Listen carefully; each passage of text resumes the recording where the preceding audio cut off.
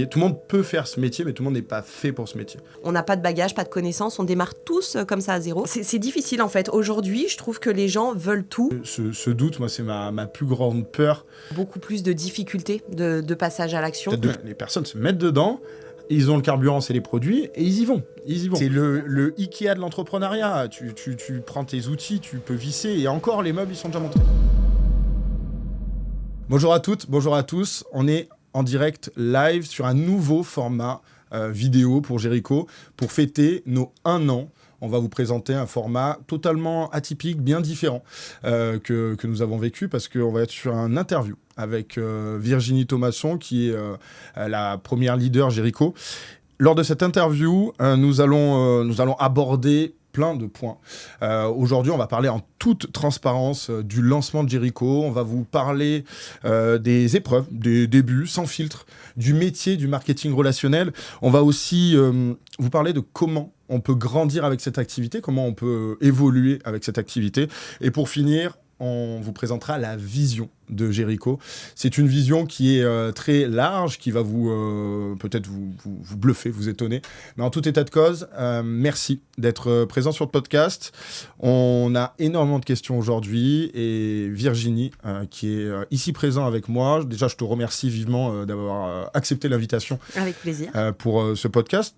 Tu nous diras un petit peu pourquoi tu es là aujourd'hui et qui es-tu, au final, pour les personnes qui ne te connaissent pas. Avec plaisir, merci beaucoup. Alors bonjour à tous, donc je me présente, je m'appelle Virginie Thomasson, j'ai 37 ans, je suis mariée, maman de 2 garçons de 7 et 9 ans. Et pour ma part, j'ai découvert le marketing de réseau, ça fait maintenant 7 ans. 7 ans que je vis pleinement de ce beau métier et ça fait 1 an que j'ai rejoint Jericho, donc vraiment au tout début de l'aventure.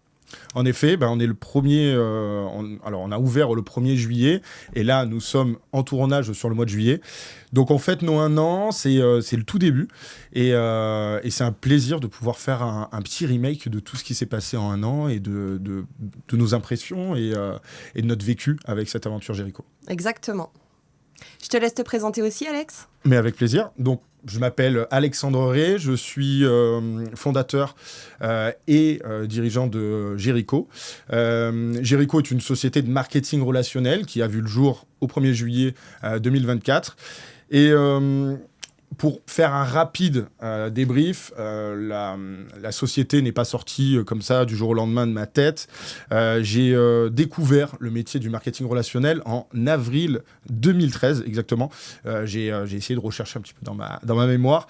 Donc ça fait un peu plus de 12 ans en fait que j'ai rencontré ce métier et je suis littéralement tombé amoureux de cette façon de travailler, de cette façon de distribuer, de cette façon de permettre à des milliers de personnes de pouvoir gagner leur vie différemment. On en parlera durant ce podcast, mais en tout état de cause, à l'aube de mes 31 ans, j'ai voulu démarrer ce type d'activité et proposer le meilleur à toutes les personnes qui nous rejoignent. Donc nous allons pouvoir commencer nos questions, le début de l'histoire, etc., tout ce qui a pu se passer depuis le début de l'aventure. Alors, dans notre première partie, on va vous parler vraiment du début de l'histoire. Donc Virginie, au final, qu'est-ce qui t'a convaincu de te lancer dans cette aventure ? Alors déjà, dans le marketing relationnel de base et ensuite chez Jericho. Alors, dans le marketing relationnel de base, moi, c'est vraiment à l'arrivée de mon 2e petit garçon où vraiment je me suis dit c'est plus possible, le salariat pour moi ça me correspond plus, je faisais beaucoup de kilomètres pour un SMIC, donc voilà, de la pression, je passais mon temps sur la route, j'avais l'impression du coup de pas pouvoir voir grandir, m'occuper de mes enfants, donc j'ai commencé à chercher un petit peu ce que je pourrais faire pour pouvoir travailler à temps choisi, à mon rythme, depuis la maison, les voir grandir. Et en fait, en discutant autour de moi, j'ai découvert du coup le marketing de réseau. Donc, j'ai été sur une première convention pour voir un petit peu ce que c'était. Et c'est vraiment suite à cette convention où je me suis dit, mais c'est idéal en fait, c'est tout ce que je recherche. J'ai toujours aimé l'entrepreneuriat, j'ai toujours rêvé d'être mon propre patron, mais j'avais pas de bagages, j'avais pas de finances non plus pour monter mon propre business. Des fois, quand tu veux monter une entreprise, ça demande de l'argent, ça demande de l'investissement, ça demande des compétences. Et moi, de métier, j'étais dans le secrétariat médical, assistante médicale médico-social, donc tu peux pas monter une boîte là-dedans. Et du coup, quand j'ai découvert cette activité qui pouvait me permettre du jour au lendemain de travailler pour moi-même, de pouvoir choisir mon temps de travail, bosser comme je veux, d'où je veux, ça m'a vraiment parlé. Et voilà, c'est vraiment comme ça que je me suis lancée. Donc j'ai arrêté mon métier de secrétaire médicale que je faisais depuis plus de 10 ans pour vraiment entreprendre, démarrer à fond dans cette activité. Donc voilà un petit peu pour cette partie-là. Et après, qu'est-ce qui m'a convaincue de me lancer chez Géricault ? Très honnêtement, c'est toi, Alex, puisqu'on se connaissait d'avant. Donc c'est vraiment déjà la confiance que j'avais en toi, la vision. J'ai eu une confiance aveugle en ton projet. Donc ça a été vite, puisque du coup, quand j'ai su que tu lançais quelque chose, je t'ai demandé des informations. Je me souviens qu'à ce moment-là, j'ai passé une nuit parce que du coup, c'était le démarrage. C'était le lancement, donc j'ai passé toute la nuit à éplucher, à regarder, à te poser plein de questions. Et puis, j'ai pas très longtemps hésité quand j'ai vu la grandeur de ton projet. Voilà, c'est vraiment la vision qui m'a... où je me suis dit, ça va être dingue, ça peut être que dingue, donc fonce et vas-y. Et c'est déjà le cas en plus avec ce très beau lancement. Et au-delà du beau lancement, la première année qui est... tous nos partenaires sont confiants et nous disent c'est extraordinaire ce que vous avez réalisé sur la première année, c'est extraordinaire ce que tu as réalisé aussi sur cette première année, et ça fait que commencer. Alors, si je peux continuer et rester dans ton début, est-ce que tu te souviens de ton premier client, de ta première vente ? Est-ce que ça t'a marqué ? Ah oui, ça m'a marqué. Donc, j'ai fait chez moi une business shower. Donc un petit peu comme une baby shower, mais pour faire, là c'était pas pour faire découvrir c'était un garçon ou une fille, c'était vraiment pour faire découvrir ma nouvelle activité, mes nouveaux produits. Et ouais, je me souviens de ce moment, c'était vraiment à la fois excitant, à la fois stressant. Et c'est vraiment là où je me suis dit, c'est le début d'une grande et belle aventure. Il y avait quel type de personnes dans cette business shower ? Tu avais invité qui ? Alors, tous mes proches. Je leur avais vraiment dit le minimum. Je leur avais dit, je vous invite à la maison, j'organise ma business shower. Nouvelle activité pour moi, nouvelle aventure. Venez voir, venez découvrir. Je compte vraiment sur vous. C'est quelque chose qui me tient à cœur. Et du coup, j'ai vraiment invité un maximum de mes proches, amis, famille, connaissances, à venir découvrir tout ça autour d'un café. Ok, super. Très bonne façon de démarrer au final, puisque ça te permet de faire découvrir à un cercle proche qui va t'aider, qui va te permettre de bien te lancer, qui va permettre d'être conciliant aussi avec toi, puisque tu as eu très peu de temps pour apprendre les produits, apprendre le business général, tu le connaissais, mais au final, le business Géricault, il a ses spécificités dans tous les cas. Est-ce que tu aurais une anecdote à nous partager que tu ne raconterais pas à tout le monde, une anecdote au démarrage ou dans cette première année ? Et justement, cette fameuse business shower, où vraiment j'ai un petit peu tenu le cap de faire comme si je connaissais tout, sauf que ça avait été tellement rapide que je ne maîtrisais encore pas tout, je connaissais encore pas tout. Donc au final, je me suis formée avec ces premiers clients. J'avais découvert bien sûr et testé les produits quand j'ai reçu mon kit de démarrage, mais honnêtement, je maîtrisais pas encore tout. Et du coup, c'était assez grisant effectivement de me dire il faut que je tienne le cap, que je fasse comme si je maîtrisais tout pour quand même avoir ce côté, cette attitude professionnelle et donner l'envie. Mais la réalité, c'est que je maîtrisais encore pas tout, et ce qui est normal. Et d'ailleurs, j'en profite pour le dire, il faut pas attendre de toute façon de tout savoir, de tout maîtriser. C'est aussi en se lançant qu'on apprend le mieux finalement, et c'est en faisant qu'on apprend les choses, qu'on évolue. Donc voilà, ça c'était la petite anecdote. Personne n'a rien vu autour de la table, mais la réalité c'est que je connaissais pas grand-chose à ce moment-là. J'imaginais qu'autour de la table, il y avait énormément de bienveillance dans tous les cas. Ah oui, c'était tous les proches. C'est justement, ça c'est aussi un vrai conseil. Quand on en a la possibilité, démarrer avec les proches, ça aide vraiment justement à se sentir en confiance. Se former. C'est pas grave si on bégaye, c'est pas grave si on est rouge, c'est les amis, la famille, c'est que plus facile. Et si tu devais donner un mot pour décrire ton premier mois ? Je dirais incroyable. Ouais, incroyable. En toute transparence, à mon lancement, bien sûr, j'avais un petit peu peur, j'avais des doutes, des craintes. C'était un vrai redémarrage à zéro.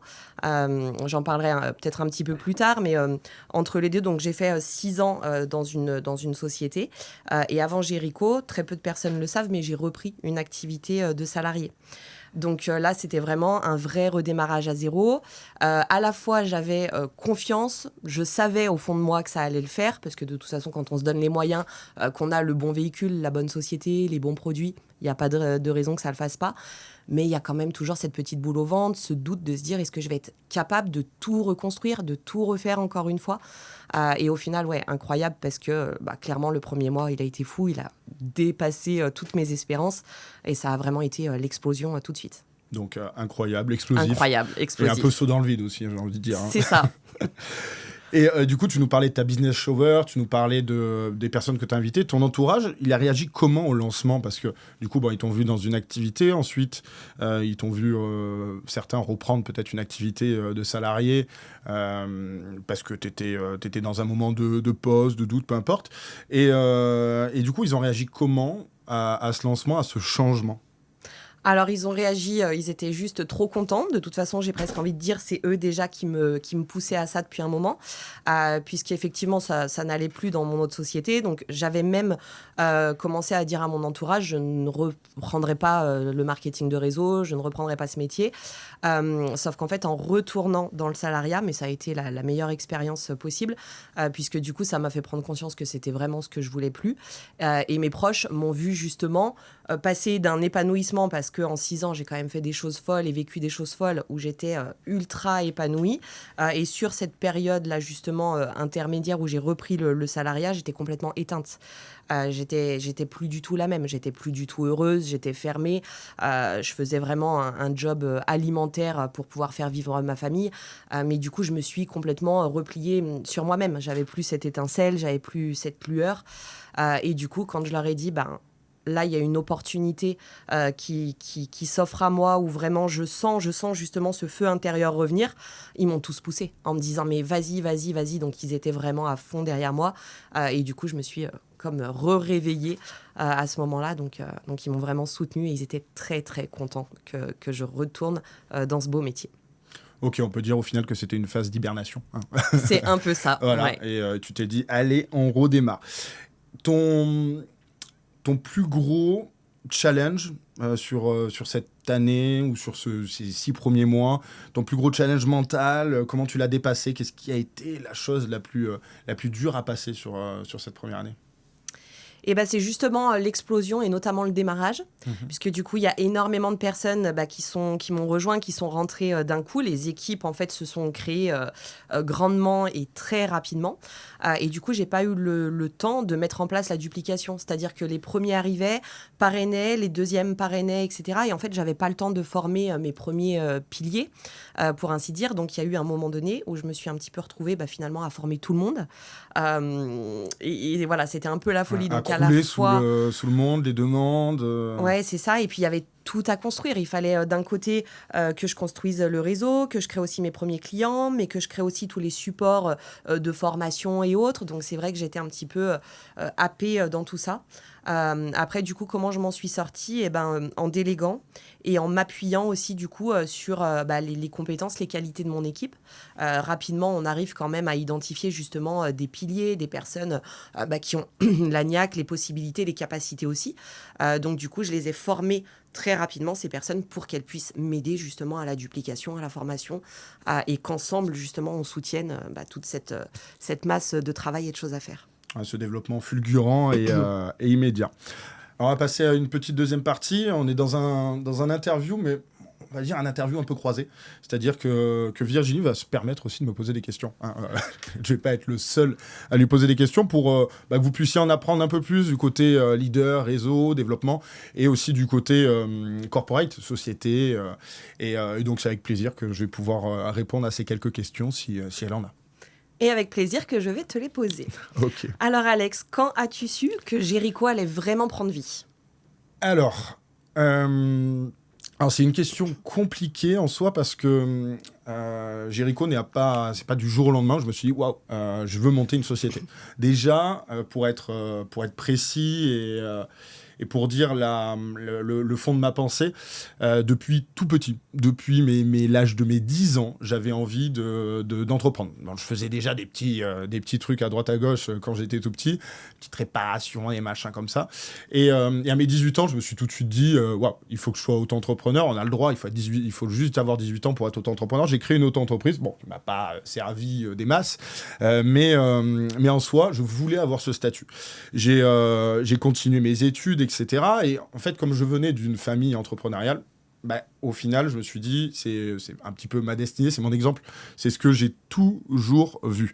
Et en sortant d'études, j'avais un choix, c'était soit monter immédiatement ma boîte, j'avais des idées de société, soit prendre une opportunité d'apprendre dans le milieu du salariat et de démarrer avec une société. En final, j'ai démarré dans une société de marketing relationnel. Je ne le savais pas vraiment, je n'avais pas vraiment compris le métier. Et c'est là où j'ai compris la puissance de ce métier. C'est en 1 ou 2 ans où je me suis dit, waouh, il y a quelque chose d'extraordinaire qui se passe dans ce métier. C'est un partage humain énorme. Et du coup, je me suis dit, ok, j'ai un magnifique véhicule. J'ai une aspiration depuis toujours de vouloir monter ma boîte et j'ai quand même attendu une dizaine d'années avant de passer le pas parce que c'est compliqué, c'est pas quelque chose qu'on peut faire comme cela du jour au lendemain. Il y a beaucoup de démarches et de courage à avoir et donc ça n'a pas été un long fleuve tranquille et le déclic il s'est passé sur le papier en à peine quelques semaines. Et c'est en quelques semaines quand il y a tout qui s'est aligné, un petit peu, on peut dire les planètes, la possibilité d'avoir le financement de cette société, parce que ça a demandé énormément de financement, la possibilité d'avoir les idées de ce que je voulais. J'ai fait en sorte un petit peu de piocher dans les idées que j'avais à droite à gauche, dans les modèles, les business models qui me plaisaient pour pouvoir faire quelque chose qui était à mon image, mais aussi à l'image de ce que j'espérais être le plus confortable pour tout le monde, pour tous les entrepreneurs qui pouvaient nous rejoindre. Donc, clairement, ce qui s'est passé, c'est que ça s'est fait dans ma tête, et comme souvent, en général, dans ma tête, il y a plein de trucs qui se font sur la longueur, et après, tout peut sortir d'un coup. Et l'exécution se passe très, très vite. Et donc, c'est ce qu'il y a eu là. L'exécution a été ultra rapide, mais tout était structuré dans ma tête et je savais où j'allais et avec quel véhicule je voulais aller. Donc, quand je veux quelque chose, je m'en donne les moyens très, très forts et j'hésite pas à aller dans le dur pour que ça puisse sortir tel que c'est dans mon esprit et dans ma tête. Donc voilà, en fait, il n'y a pas eu vraiment de petits déclics sur quand j'ai su que Jericho allait prendre vie. C'était plus une suite logique des choses, j'ai envie de dire. Super. Est-ce qu'il y a eu un moment de doute pour toi ou un vrai déclic ? Alors, clairement. Alors, j'ai pu parler de déclic parce que j'ai un petit peu répondu tout à l'heure, mais je pense que le doute, dans tous les cas, c'est quelque chose qu'on a tous. Alors, ça va dépendre de la confiance en soi, ça va dépendre de notre histoire, mais la réalité des choses, c'est que j'ai entendu une phrase un jour qui dit « Le doute est le cancer de l'esprit ». Et c'est réellement ça. Parce que quand on doute, ça peut nous freiner, nous empêcher d'avancer des jours, des semaines, des mois, voire des années. Et au bout d'un moment, il faut se dire, ok, je peux avoir des doutes, je peux avoir des peurs, je peux avoir des freins. Sur quoi ils sont fondés ? Qu'est-ce qui pourrait arriver de pire ? Et c'est là où je me suis dit, allez, quand il y a un doute, il n'y a pas de doute, il faut y aller. Il faut foncer. J'ai appris à aller un peu au-delà de ces barrières, au-delà de ces frontières. Et j'ai pris mon courage à deux mains. Il faut quand même une notion d'inconscient, je pense. Quand tu lances quelque chose comme ça, il faut se dire ok, j'y vais, entre guillemets, je ferme les yeux. L'entrepreneuriat, pour moi, c'est il faut être un peu fou, au final. Ouais, un peu fou. Parce que la réalité des choses, c'est que c'est ultra compliqué. On nous fait croire que c'est facile, que tout va aller comme ça. On voit les formations, les podcasts et tout, mais moi, j'ai plus envie de vous dire la vérité. Ouais, c'est compliqué. C'est pas évident. Il faut être armé au début. Il faut être armé pendant et tous les jours. ne pas lâcher prise parce qu'il y a énormément et de travail et de résilience à avoir parce que tous les jours est un nouveau challenge. Donc, ouais, en fait, il y a eu des moments de doute, mais la réalité des choses, c'est que on peut douter tous les jours si on a envie de douter et on peut les balayer si on a envie de les balayer. Après, l'important, c'est aussi peut-être d'être bien entouré. D'ailleurs, comment est-ce que tu as choisi justement les premières personnes pour te rejoindre dans cette aventure ? Clairement, en fait, j'ai eu la chance dès le début. Il y a eu comme on va dire comme un déclic peut-être chez certaines personnes, mais au-delà de ça, j'ai eu la chance que ce soit les personnes qui viennent vers moi et qui me disent « Alex, qu'est-ce que c'est ? Je veux en savoir plus. Comment ça se passe ? Qu'est-ce que tu as créé de beau là ? Et comment on pourrait éventuellement faire part du projet ?» Et ce qui s'est passé, c'est qu'on a eu des personnes qui ont démarré immédiatement comme cela. Et ensuite, tout le long de cette année, même encore maintenant, les personnes qui viennent me voir et ils disent « Alex, ça m'intéresse ce que tu fais, j'ai envie de plus comprendre, etc. » Sur les réseaux, on ne comprend pas forcément tout immédiatement. Et ce qui a été beau au final, et là où j'exprime une profonde gratitude, c'est que la majorité des personnes au final me disent « On t'a rejoint, on t'a fait confiance pour toi. » Pour ce que tu es, pour la personne que tu es, pour ce que tu as fait et pour ce que tu représentes, et pas forcément pour le projet derrière. Alors bien sûr, ça a été vérifié, mais ils ont bien sûr checké ce qu'il y avait derrière. Mais ce qui est extrêmement gratifiant, c'est de se dire que la majorité des personnes, voire 95%, ils disent encore, on a rejoint Jericho pour toi, Alex. Et ça, c'est à la fois un énorme challenge, un énorme poids, parce qu'on se dit, waouh, je ne dois pas décevoir, mais c'est aussi une superbe nouvelle parce que, en fait, quand on rejoint une société de marketing de réseau ou un projet, le rejoindre par l'humain au-delà du projet, c'est tellement plus et gratifiant et prenant que juste rejoindre pour une crème visage. Voilà, ça n'a pas de sens de rejoindre pour le produit. Et j'aime dire aussi à nos ambassadeurs que en général, ce qui se passe, c'est que les clients, que ce soit les clients ou les ambassadeurs qui vous rejoignent pour vous rejoignent parce que vous incarnez cette personne en qui ils se voient, ou une personne rassurante, une personne en qui ils ont de la fierté, etc.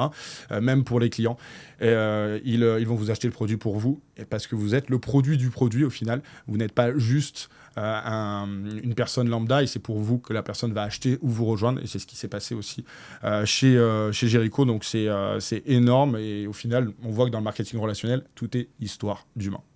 Ça, c'est sûr. Et justement, à quoi est-ce que tu dois faire attention quand tu veux justement lancer un nouveau marché ou même lancer un nouveau produit ? Alors là, c'est une question assez complexe, mais assez évidente à la fois. C'est-à-dire que ce qui se passe, quand j'ai pensé Jericho, je me suis toujours dit, je veux pas qu'une personne qui regarde le catalogue Jericho puisse trouver la même chose dans une parapharmacie ou quoi que ce soit. Et en interne, on a notre petite expression, qui vient certainement du film, on veut toujours un petit truc en plus. On veut le petit truc en plus qui nous permette qu'on puisse dire, waouh, ce produit, il est comme ci, comme ça.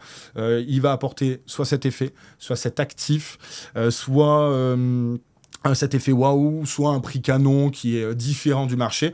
Mais clairement, on ne fait pas des produits qui sont lambda. Voilà, on ne va pas sortir... je sais pas, un savon main qui va être un savon main classique. Alors, on n'a pas de savon main, on n'a pas de produit d'hygiène d'ailleurs, mais clairement, on veut des choses qui sortent de l'ordinaire. Et si je peux vous donner une anecdote, c'est notre produit bien-être phare. En même temps, on n'en a qu'un, mais c'est notre produit phare, et ça sera toujours notre produit phare bien-être, je pense, qui s'appelle Oxyvita, qui est une boisson à base de phycocyanine. Et en fait, ce qui s'est passé, c'est que quand j'ai découvert cet actif, déjà, je le connaissais pas du tout, et donc j'ai commencé à faire des recherches. C'est un dérivé c'est pas un dérivé, c'est un composant de la spiruline, et je suis tombé vraiment par hasard sur internet, sur des interviews, et ensuite j'ai eu plusieurs connexions, des choses qui sont venues vers moi où on m'a parlé de ce produit-là. Donc je me dis, en étant intuitif, il y a quelque chose qui se passe, et après de nombreuses recherches, j'ai vu qu'on tenait un produit là qui n'était pas trop connu, qui commençait à venir dans le grand public et qui avait des vertus extraordinaires avec des expérimentations scientifiques, des écrits scientifiques vraiment notables. Donc c'est typiquement le produit qu'on va sortir chez Jericho, alors qu'on a sorti, mais c'est typiquement le type de produit qu'on peut sortir, parce que c'est un produit qui sort du lot, parce que c'est un produit qu'on ne connaît pas. 99% des personnes à qui on le présente ne le connaissent pas, et 99% des personnes qui l'ont consommé sont ravis. Donc, c'est l'exemple avec Oxyvita, mais ça peut être l'exemple avec notre gommage enzymatique, ça peut être l'exemple avec nos crèmes visage anti-âge qui sont à base de poudre de diamant. Donc, on a des choses qui changent. On n'a pas les produits lambda de Monsieur Tout-le-Monde. On a toujours notre petit truc en plus. Et justement, quand tu sors un nouveau produit comme ça, quand tu vois arriver les premières ventes ou même les premiers retours clients, les premiers retours ambassadeurs, qu'est-ce que ça te procure? Est-ce que tu peux nous dire un petit peu ce que tu ressens à ce moment-là? On va dire que ça fait bizarre. Ce qui fait bizarre, c'est de se dire que, et c'est la première fois que ça m'arrive avec Jericho, et je vous souhaite à tous que ça vous arrive à un moment donné dans votre vie, c'est d'avoir quelque chose dans la tête et de se dire ce que j'avais dans la tête il y a maintenant quelques mois, ça s'est concrétisé physiquement, dans la matière. Et maintenant, il y a des personnes qui sont prêtes à donner de l'argent pour pouvoir avoir cette chose-là qui était dans ma tête il y a quelques mois. Et ça, je vous avoue que c'est quelque chose qui est assez étrange et des fois déstabilisant quand on y pense et qu'on prend le recul. On se dit, waouh, en fait, on est vraiment créateur de ce qu'on veut. Et quand on dit dans les fameux discours de dev perso ou quoi que ce soit, ce que tu penses, tu le crées, et bien là, je peux dire qu'on a la version réelle et je vis au quotidien ça, parce que concrètement, là, j'ai encore plein de produits dans la tête et ce qui est en train de sortir, avec les équipes qui bossent dessus, qui arrivent à concrétiser aussi, eux, avec ce qu'ils ont dans la tête. Et en fait, on arrive à mettre dans la matière quelque chose qui est un assemblage de plein d'idées et qui va dans la bonne direction avec notre petit truc en plus, toujours, qui va changer la donne. Et en petit teasing, à la rentrée, ça sera courant octobre, vous allez découvrir toute une nouvelle gamme. Et c'était aussi dans notre tête il y a quelques mois. On a voulu faire quelque chose d'un peu novateur, qui change, pour éviter d'être comme monsieur et madame tout le monde. Et vous verrez, vous allez vous dire, waouh, ils en ont dans leur tête ou je ne sais pas ce qu'ils font au bureau, l'imaginaire qu'ils peuvent avoir. Mais ouais, il y a de l'idée et on en a encore beaucoup, beaucoup sous la pédale, comme on dit dans le métier. C'est vrai que c'est assez fou tout ça. Et nous, tu vois, quand les produits arrivent, tout est prêt, fait, tout est parfait. Est-ce que tu peux nous dire justement un petit peu les coulisses? Est-ce que vous avez des imprévus, des choses qui se passent qu'on ne voit pas justement? Est-ce que tu as quelques anecdotes à nous raconter? Alors ouais, il se passe des dingueries, hein, clairement. On peut croire d'un œil extérieur que tout est simple. Hop, j'ai imaginé un produit et il sort de l'usine, il est tout beau, il arrive, hop, et il est livré sur une palette directement dans l'entrepôt Jericho, dans le centre de la France. Alors non, c'est pas aussi simple que ça. Petite anecdote de galère dès le début, comme les premières livraisons, j'ai un peu pressé tout le monde. J'ai voulu que ça se fasse en à peine quelques semaines pour aller vite, lancer vite. Ce qui s'est passé, c'est que j'ai voulu un peu compresser les temps entre chaque intermédiaire parce qu'on a nos usines partenaires, on travaille avec plusieurs usines en fonction des technologies, en fonction des actifs qu'elles vont utiliser, de ce qu'elles peuvent nous proposer de meilleur chez elles, et on prend le meilleur dans chaque partenaire. Et ensuite, on veut une unification un petit peu de notre gamme, de nos packaging, donc c'est nous qui nous occupons de tout cet approvisionnement. Donc on doit gérer l'appro de chaque usine.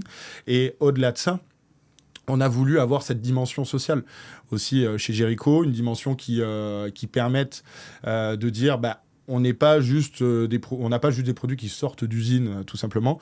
On a voulu travailler avec un ESAT, donc c'est un institut qui embauche des personnes en situation de handicap. Alors ils les embauchent, ils les font travailler au quotidien là-dessus.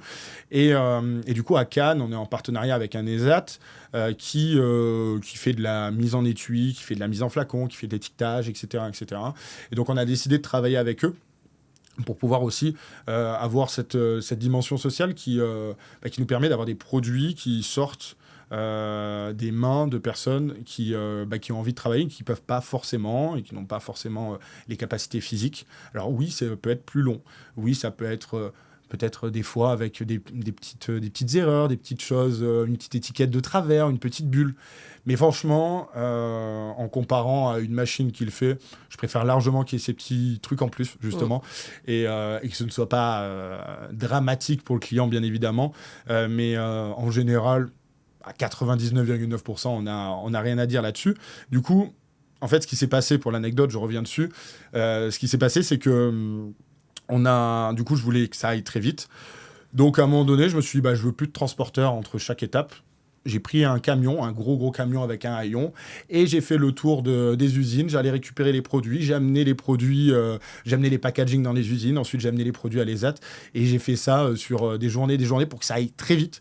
Et au final, on a accéléré peut-être de 2 semaines ou 3 semaines la production, parce qu'à chaque fois, ça sort de l'usine. Il faut attendre un transporteur. Ça met 4 jours à venir. Ensuite, ça arrive. C'est sur le quai. Alors que moi, j'arrivais direct. Je disais, allez, la palette, là, elle est là. On commence à produire tout de suite.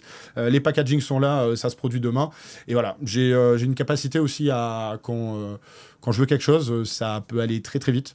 Alors des fois, ça peut mettre la pression à certains partenaires, mais on s'en sort toujours bien et tout le monde est content au final. Et les premiers avis sont nos ambassadeurs et les clients. Mais il y a beaucoup de choses qui se passent en coulisses. Beaucoup. C'est sympa aussi de le savoir, de voir un petit peu l'envers du décor, justement. Et toi, pour t'aider, parce que du coup, tu portes énormément, tu portes les équipes, tu portes la société, tu portes tout ça. Est-ce que tu as des mentors, des personnes qui t'aident ou qui t'inspirent? Comment toi, est-ce que tu es tiré vers le haut? Alors déjà, au quotidien, les premières personnes qui peuvent m'aider, enfin m'aider indirectement, ce sont les ambassadeurs.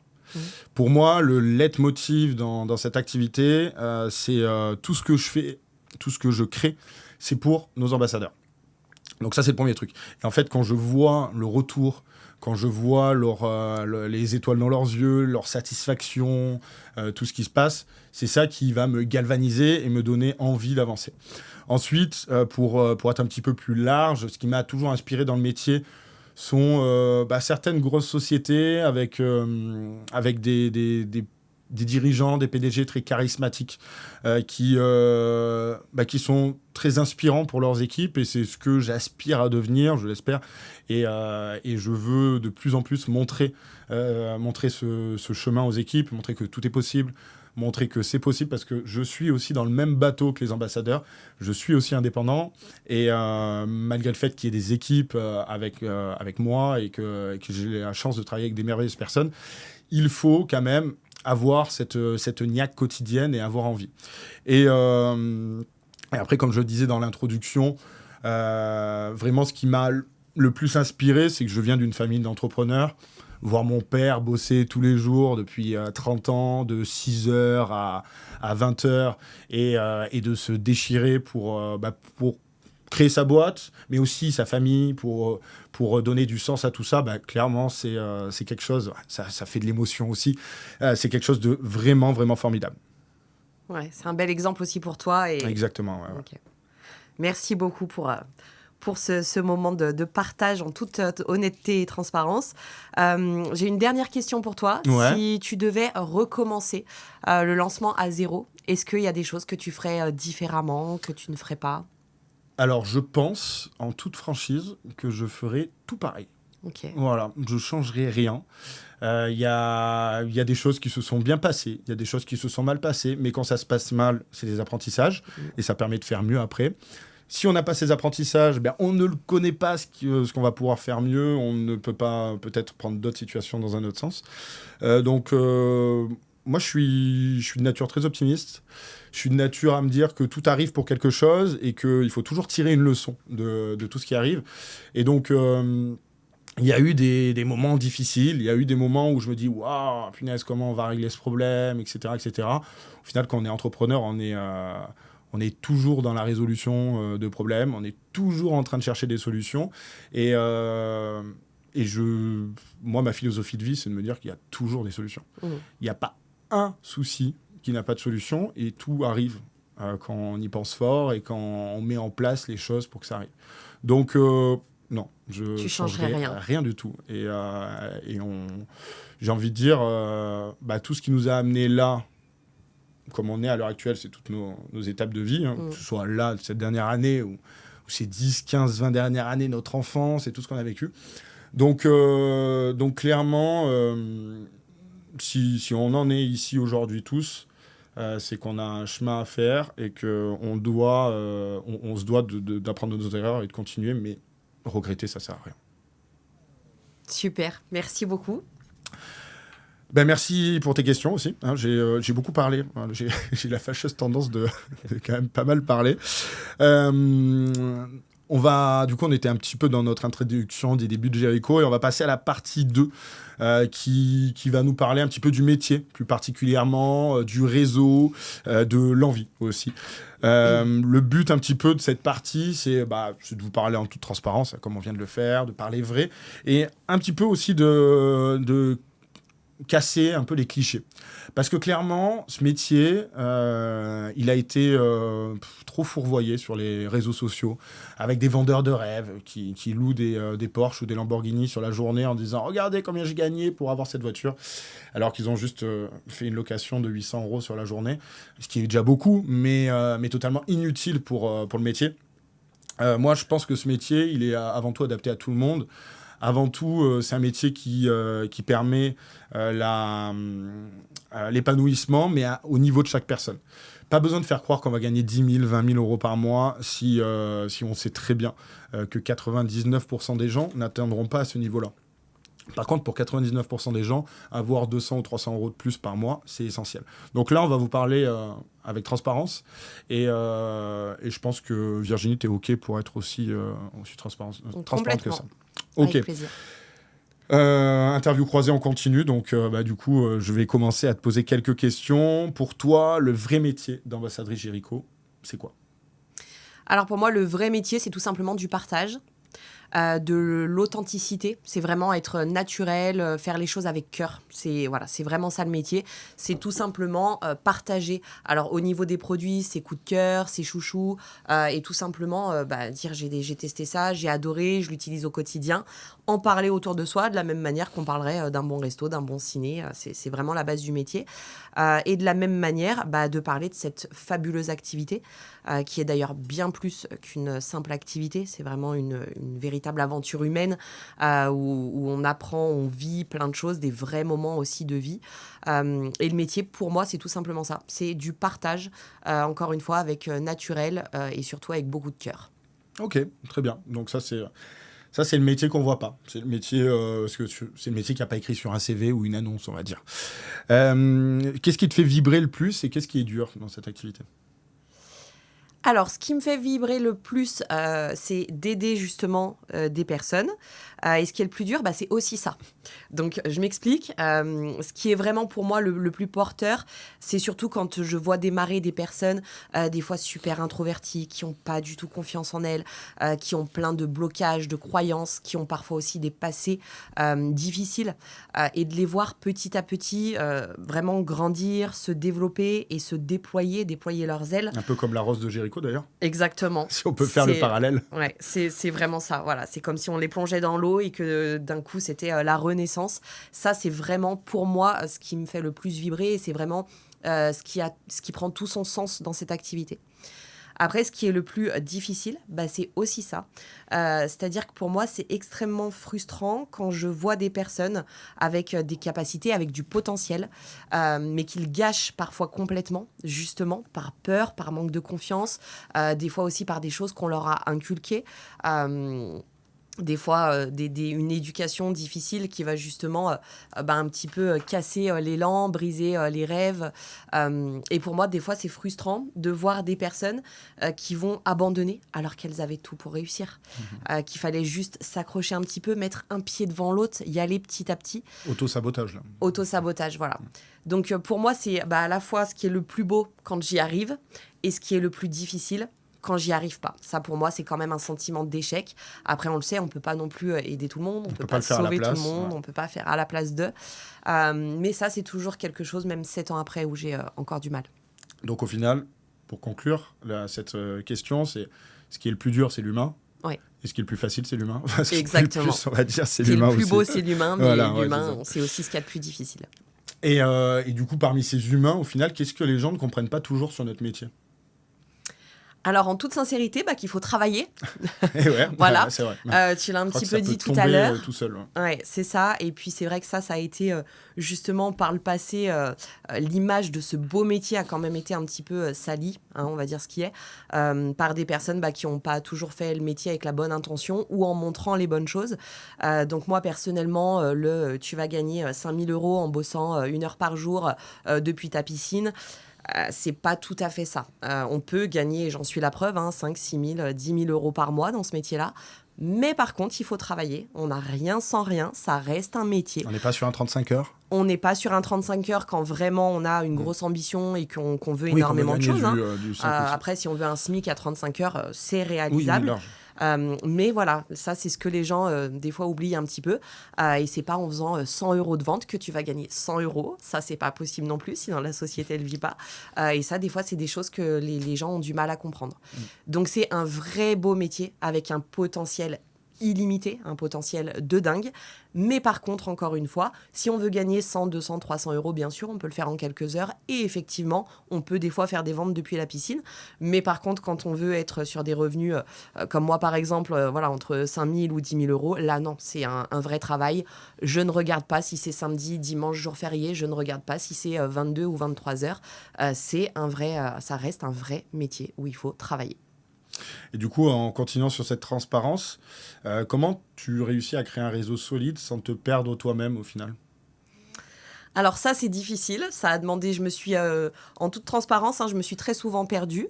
Après, nous-mêmes, on est humains, leader, PDG de la société. Il y a des moments où on se perd aussi soi-même. Pour moi, ce qui est important, justement, c'est à aucun moment de se dire je suis la meilleure, à aucun moment de se dire je peux tout faire toute seule. Non, c'est pas vrai. On a tous besoin d'aide, de soutien, de support, de personnes qui nous entourent aussi. Et donc moi, pour arriver justement à gérer tout ça, je m'entoure beaucoup de mes équipes. Donc pas hésiter justement à déléguer quand on le peut, ou au-delà de déléguer, surtout à travailler ensemble. À vraiment partager les forces, notamment dans l'équipe, à arriver à avoir justement les compétences des uns, des autres. On a tous des compétences, des capacités différentes. Et justement, l'union fait la force. Donc moi, c'est vraiment le travail d'équipe qui permet justement d'aller le mieux possible, mais aussi le plus loin et le plus fort. Ok, très bien, très bien. Et si tu avais, dans les exemples que tu as eus, les gens qui t'ont dit, quelle est la plus grande idée reçue sur le marketing de réseau, la vente directe selon toi? Ce qu'on entend le plus, c'est... alors, il y a deux choses. La première qu'on entend énormément, c'est une arnaque. Donc ça, petit message pour vous. Avant de crier tout de suite que c'est une arnaque, alors oui, malheureusement, il y a beaucoup de choses en ce moment et on a toujours peur de se faire arnaquer, que ce soit pas vrai, que ce soit une arnaque.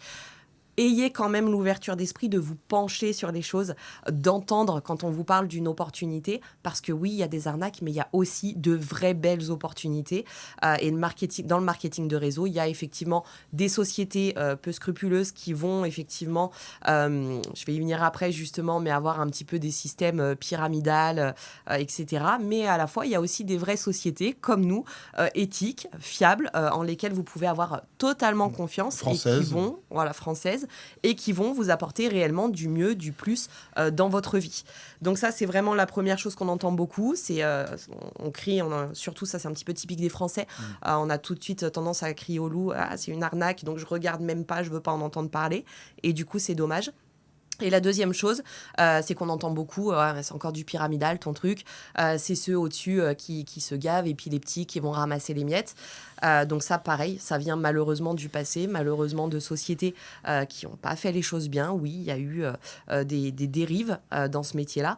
Mais aujourd'hui, il faut savoir, alors surtout quand c'est une société française, en France, on a quand même des règles très précises et très strictes. Il y a des lois sur ça, les pyramides de Ponzi, etc. on ne pourrait pas exister en soi si... Non, c'est si on totalement était dans interdit en France.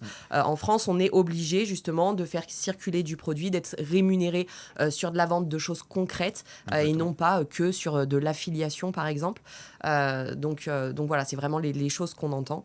Mais après, c'est aussi tout notre rôle, justement, d'éduquer, d'informer et d'expliquer qu'effectivement, il y a eu certaines sociétés ou certaines choses qui n'étaient pas bonnes, mais qu'à l'inverse, il y a des sociétés qui permettent, parce que personne d'autre et qu'aucune autre société, ou en tout cas type d'industrie, par exemple dans le salariat, ça ne permet pas tout ce que dans notre activité on peut se permettre.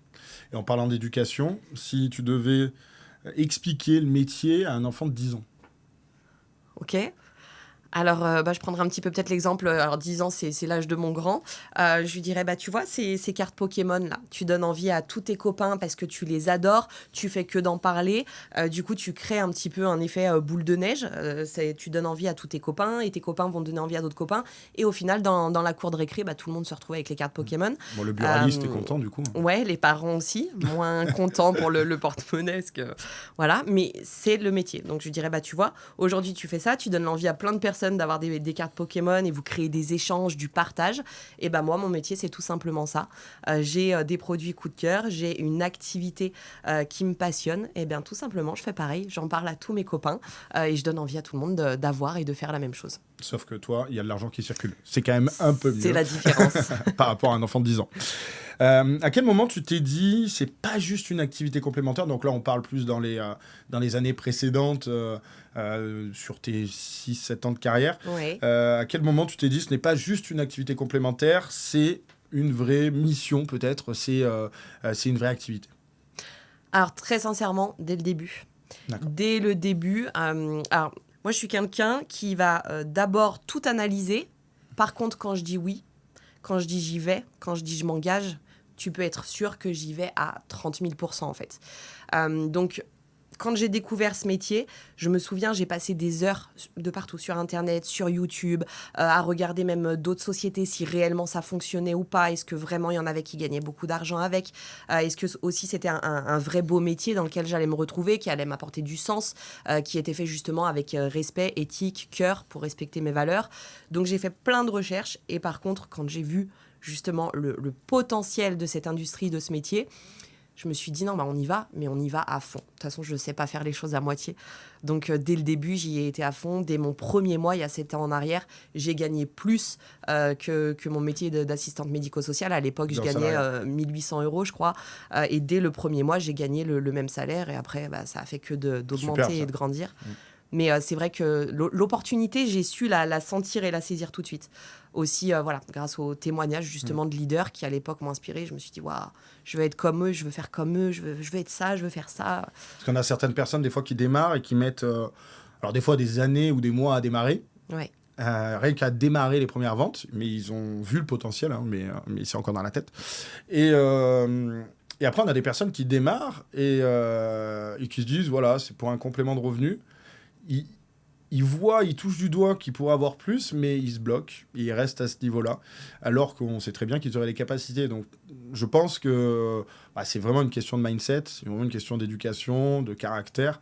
Tout le monde est fait pour ce métier, tout le monde peut faire ce métier, mais tout le monde n'est pas fait pour ce métier. Ouais. C'est vraiment quelque chose à bien comprendre, mais c'est un métier pas compliqué en soi. Mais non, c'est pour ça que tout à l'heure, je te disais, c'est vrai que c'est frustrant. Après, on a vraiment les deux cas de figure. On a des personnes qui tout de suite perçoivent le potentiel. Et c'est ça, en fait, la vraie importance et le vrai secret, c'est de d'être raccord entre ces pensées, le potentiel, justement, qu'on voit, qu'on perçoit, et les réelles actions, vraiment ce qu'on va mettre en place justement pour que ça puisse se matérialiser et arriver. Tout à l'heure, tu le disais très bien, chez toi, tout se passe d'abord dans ta tête. Et par contre, après, ce qui fait que tu réussis, que ça se matérialise et que ça arrive sur la table et de façon matérielle, c'est que tu passes à l'action. Et c'est là vraiment le gros point de blocage, c'est le passage à l'action. Du coup, qu'est-ce que tu as appris sur l'humain aujourd'hui, en fait, en construisant ton réseau, l'humain d'aujourd'hui, par rapport à l'humain peut-être qu'il y a 3 ans, 5 ans, 10 ans, peu importe, mais passage à l'action. Ouais, justement, il y a beaucoup plus de difficultés de passage à l'action. Peut-être depuis le Covid, on dit, mais est-ce que c'est une excuse ou pas? Je ne sais pas. Ouais, c'est vrai que les personnes sont quand même de plus en plus C'est difficile en fait. Aujourd'hui, je trouve que les gens veulent tout, mais pas forcément un peu sans rien faire. Tu vois ce que je veux dire? C'est ce qui est difficile. C'est les réseaux sociaux qui donnent un peu cette image Ouais, et aussi, puis la valeur travail, c'est quand même un peu perdu. Alors attention, c'est pas une généralité, hein. Y a encore des personnes qui savent ce qu'elles veulent, qui ont la rage au ventre, heureusement, et qui y vont. Mais c'est vrai que depuis le Covid, on sent quand même que on a des personnes qui sont un petit peu perdues, qui ont envie de plein de choses, mais qui s'auto-sabotent, qui passent pas forcément à l'action. Alors, comme toi, tu passes à l'action. Si tu vas chercher au fond de toi, c'est quoi ta définition du succès? Alors pour moi, la définition du succès, elle n'est pas du tout déjà au niveau matériel, financier. J'en parlerai aussi un petit peu plus tard, mais c'est vraiment, je me détache complètement du résultat. Pour moi, le succès, c'est d'être bien, c'est d'être aligné avec ce que tu fais. C'est que ça puisse respecter tes valeurs, qui tu es et ta mission profonde au final. Donc je l'ai toujours dit et ça je le maintiens. Je préférerais toujours gagner moins s'il le faut, mais en faisant les choses avec un réel sens et encore une fois avec vraiment beaucoup de cœur, plutôt que de gagner, gagner moi des millions mais en arnaquant les gens justement ou en faisant des choses pas éthiques ou qui n'ont pas de sens, pas de valeur, ça ne m'intéresserait pas. Après, ça va contre mon éducation aussi et mes croyances. Mais ouais, pour moi, c'est vraiment ça. La définition du succès, c'est de se sentir bien, de savoir le soir de te coucher avec satisfaction et le matin de savoir pourquoi tu te lèves. Superbe. Et qu'est-ce que ce métier t'a apporté que tu n'aurais jamais eu ailleurs? Tout. J'ai le droit de dire tout. Ouais, c'est possible. Il y a 7 ans, j'étais secrétaire médicale. Je comptais absolument tout. Même les courses, c'était compliqué. J'avais le portable à la main pour vérifier si je dépassais pas le budget. Même quand tu gagnes, même quand tu es 2 aujourd'hui au SMIC avec 2 enfants, en fait, à 4, tu t'en sors pas. Donc, qu'est-ce que ça a changé? Mais moi, cette activité, cette industrie, vraiment, je le dis en toute honnêteté, elle a changé toute ma vie. Donc, déjà, de plus pouvoir compter. Déjà, ça, c'est la première chose. De pas dire toutes les 3 secondes aux enfants, non, ça, on peut pas. Non, ça, tu sais, on n'a pas le budget. Ça, c'est le plus gros changement au quotidien. Et puis après, ça a tout changé parce que ça m'a permis de voyager dans le monde gratuitement. Moi qui adore voyager, clairement, j'avais pas les moyens, pas le budget. Ça m'a permis de découvrir des pays, de vivre des moments incroyables. Et puis après, au niveau humain aussi, c'est vraiment une activité, comme je le disais, c'est une aventure humaine où tout est décuplé. Tu crées des liens forts. Il y a des personnes, tu les connaissais pas il y a une semaine.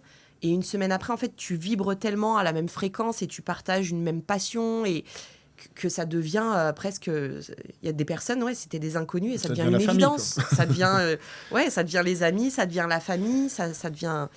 C'est fou, en fait. J'ai beaucoup de mal à expliquer justement ce qu'on vit. Je fais que de le dire, hein. De toute façon, il faut le vivre pour comprendre. Mais c'est hyper fort. Et tout ce que ça m'a apporté, je le dis, mais vraiment...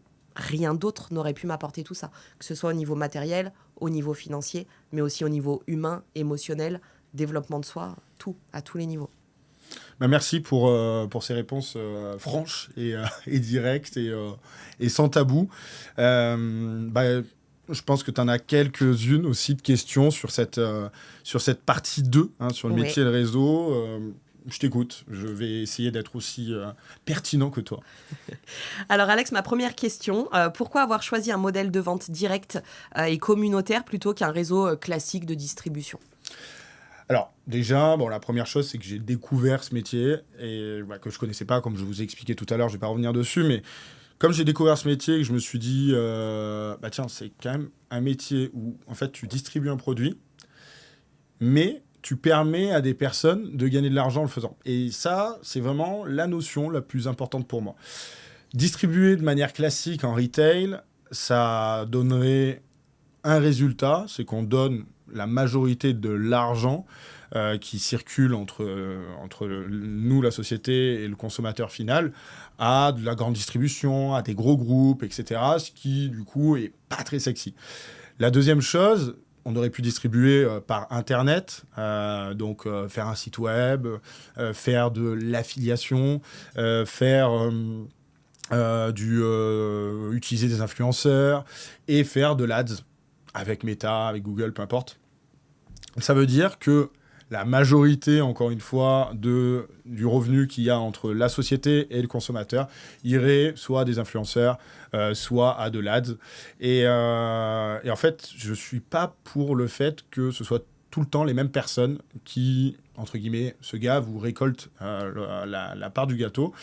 J'ai voulu faire un gâteau dans ma petite boulangerie-pâtisserie qui permette de donner un maximum à tous ceux qui veulent avoir. Et c'est-à-dire que toute cette partie qu'on aurait donnée à du retail, toute cette partie qu'on aurait donnée à des géants américains, Google ou Meta, nous, on le donne à des humains. On donne à des personnes qui se battent pour vivre, on donne à des personnes qui ont besoin de ça pour vivre au quotidien, et on donne à des personnes surtout, au-delà de l'argent, la confiance, de l'apprentissage. Et c'est pour ça que j'ai choisi ce modèle de distribution, parce que c'est un modèle de distribution qui a du sens. C'est pas juste un modèle de distribution pour fabriquer un produit et le vendre. Ça m'intéresse pas, moi. Fabriquer un produit et le vendre, c'est très simple, hein. On achète quelque chose en Asie ou peu importe, et on fait du dropshipping, on le vend, ça n'a pas de sens. C'est juste pour faire de l'oseille, comme on dit. Ouais. Mais clairement, là, l'intermédiaire humain, c'est la chose la plus importante pour moi dans ce business. Et avant le produit, c'est même ça, hein, la réalité. Et justement, pour toi, qu'est-ce qui fait la différence entre un simple vendeur, on va dire, et vraiment un bâtisseur justement de réseau ? Alors, tout à l'heure, je te disais, c'est une question de caractère. Ce qui va faire la différence pour moi, ça va être la vision que la personne va avoir du métier. Tout est question vraiment de se dire, est-ce que je suis là pour mon complément de revenu, ou est-ce que je suis là pour gagner vraiment ma vie, et est-ce que je vois le potentiel de cette activité ? Et tout est question de potentiel. C'est-à-dire que je vous disais tout à l'heure que moi, je vois les choses dans ma tête avant. Si dans sa tête, le plus petit ambassadeur ne voit que 200 €, ne voit que du complément de revenu, il aura que du complément de revenu. Par contre, si on commence à s'imaginer, commence à incarner la possibilité de gagner des milliers ou des dizaines de milliers d'euros, ça peut se concrétiser. Après, il va y avoir le passage à l'action, bien évidemment, mais ça peut se concrétiser. Et donc, pour moi, tout démarre dans la tête et dans la vision. Si déjà, je me mets dans la peau de quelqu'un qui a envie de gagner ça, j'ai déjà fait, pour moi, 60% du chemin. 40% après, ça va être l'action, mais si j'ai l'état d'esprit et le mindset, c'est OK. Ça va être la grosse différence entre les deux, ça sera le mindset pour moi. Tu as déjà un petit peu répondu tout à l'heure, mais du coup, qu'est-ce qui te fait, toi, le plus vibrer ? Est-ce que c'est le produit, toute cette partie-là, ou est-ce que c'est l'humain ? En effet, j'y ai répondu. Je kiffe le produit parce que, comme je vous disais, on met dans la matière quelque chose qu'on a imaginé, avec ce petit truc en plus, etc. Mais ça, on va dire que c'est peut-être la partie la plus facile.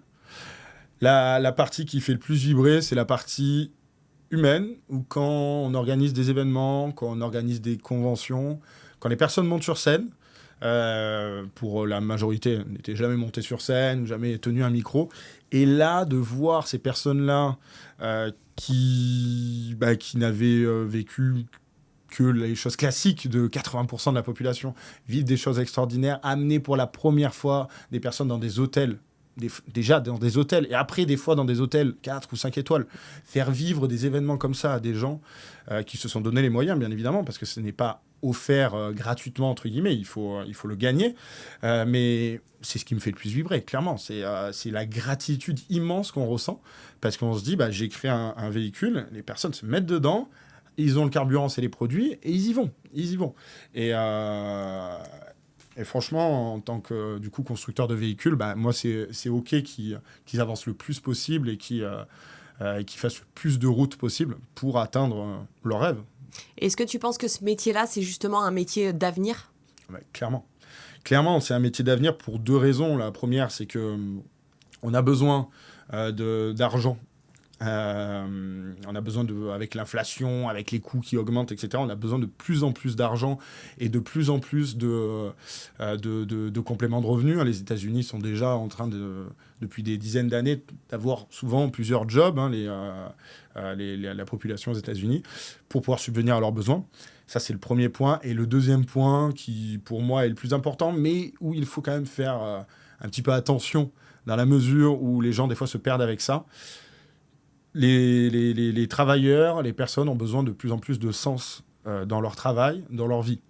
Donc, travailler des fois pour un patron sans avoir de sens, en faisant du 9h, 17h, du lundi au vendredi, en ayant un week-end qui est 2 fois plus court que la semaine, enfin 3 fois plus court même, en n'ayant que 5 semaines de congé par an parce qu'au final, on nous donne que ça, et ne même pas avoir l'argent pour partir en vacances sur ces 5 semaines. Clairement, pour moi, c'est pas la vie que j'imagine pour moi, mais au-delà de ça, de plus en plus de personnes se disent je dois avoir une vie qui a plus de sens, où je crée plus de valeur. Et du coup, on peut s'en donner les moyens avec ce métier. Et c'est pour ça que ce métier est formidable. Il est au croisement des deux problématiques sociétales. Avoir du sens et pouvoir gagner plus d'argent. Du coup, pour toi, ça doit être une vraie fierté quand tu vois des ambassadeurs vraiment réussir, changer de vie. C'est quoi justement qui te rend fier par rapport à ça quand tu vois un ambassadeur réussir ou s'élever? Moi, ce qui me rend le plus fier, c'est le chemin parcouru, en fait. C'est de voir que la personne a la capacité à démarrer.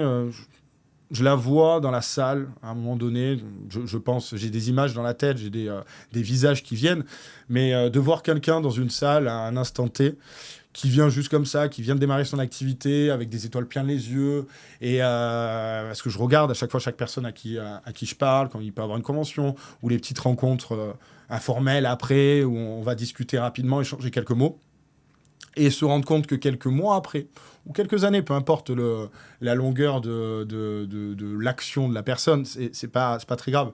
Le chemin peut être long, mais l'essentiel, c'est qu'elle arrive au bout de ce qu'elle a rêvé, et de voir les transformations, de voir que ce soit une transformation au niveau de son développement personnel, que ce soit une transformation au niveau de l'aspect financier, au niveau de sa confiance. Tout ça, pour moi, c'est énorme gratitude et fierté. Et il n'y a aucun métier où on peut ressentir ça. Aucun métier. Un salarié, tu peux l'aider à progresser, etc. Mais malheureusement, il sera plafonné des fois par des hiérarchies, des choses comme cela. Là, clairement, il n'y a pas de plafond. Voilà, on peut c'est touch the sky et va au plus loin possible. Et justement, ceux qui y vont pas, pour toi, par exemple, chez un débutant, qu'est-ce qui peut justement tuer son envie de réussir, et est-ce que tu aurais un conseil justement pour éviter ça? Alors déjà, la première source de démontage d'espoir au début, c'est l'entourage. Ouais.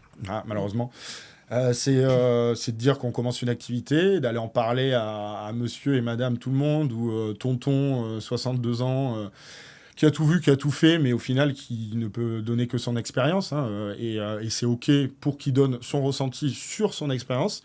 Mais par contre, n'allez pas écouter des personnes qui n'ont pas eu la même expérience que vous et qui vont vous donner leur avis.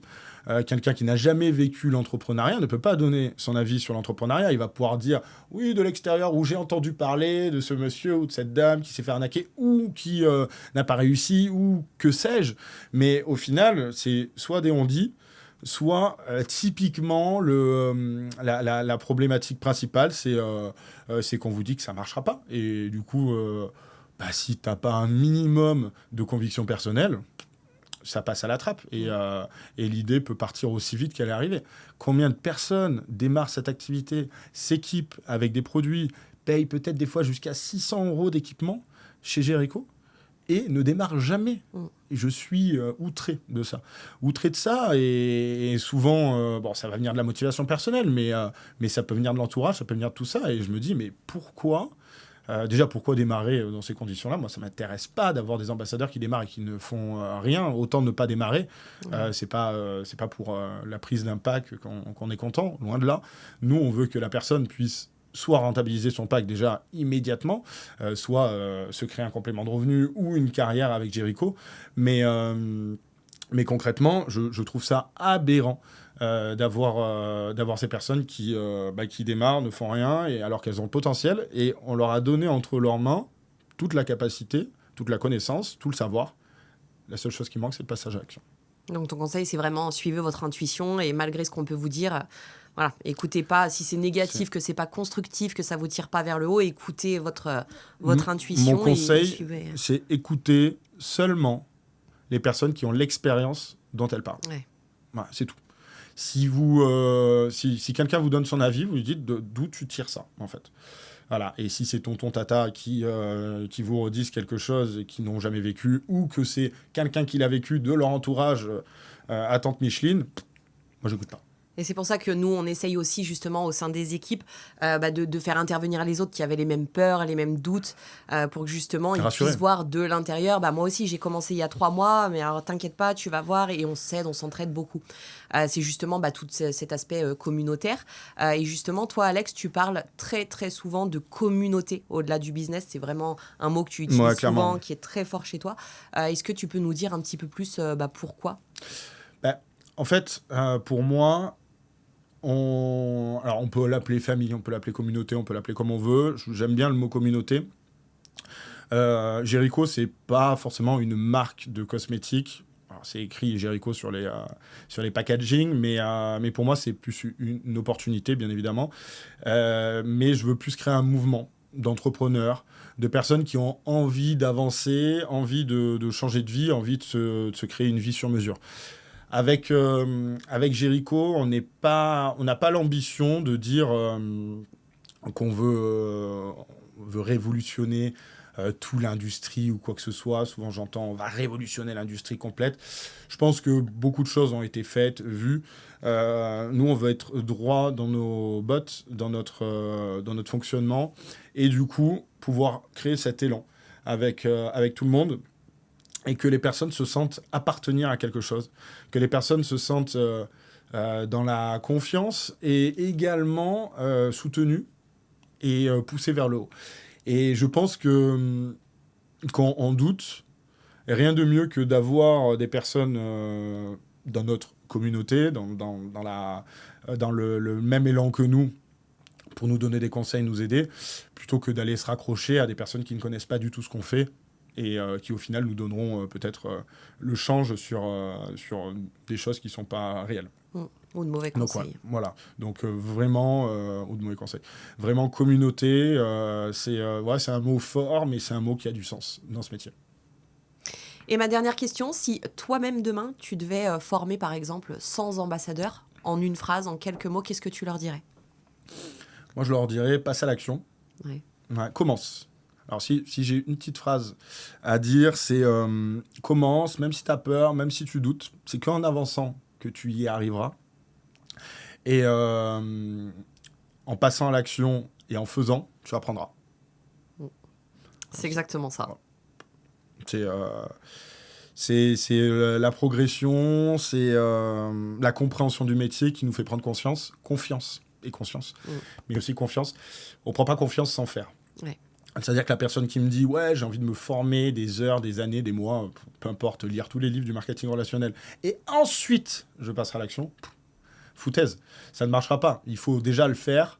Il faut pratiquer directement, se prendre quelques claques, quelques noms, quelques personnes qui vont nous dire « C'est pas bien ce que tu fais, il faut pas faire ça », ou « Ça m'intéresse pas des produits », ou « Ton opportunité est nulle », pour qu'on puisse se dire « Ok, allez, je vais rebondir », c'est comme si on se prenait quelques percus et qu'on apprenait à danser au fil des points.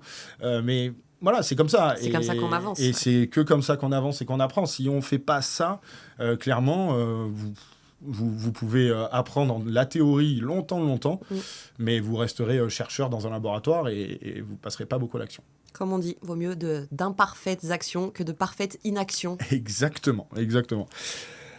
Bon, on a eu une belle partie 2. Hein, merci Virginie pour ce partage. Avec plaisir. Et du coup, on va passer à notre partie 3 qui va être un petit peu sur une discussion ouverte. Hein. Alors, on a 4 parties dans ce podcast. La partie 3, ça va être grandir grâce à cette activité. Alors, je vais te poser la question et si... Je te pose la question si je veux rajouter un truc sur moi ou si tu veux me dire « Et toi ?» si la question te paraît pertinente de mon côté, n'hésite pas. Ok. Est-ce que tu reconnais encore la personne que tu étais avant de démarrer ta carrière dans le marketing de réseau ? Alors oui, clairement, j'ai pas changé. Le fond est toujours le même.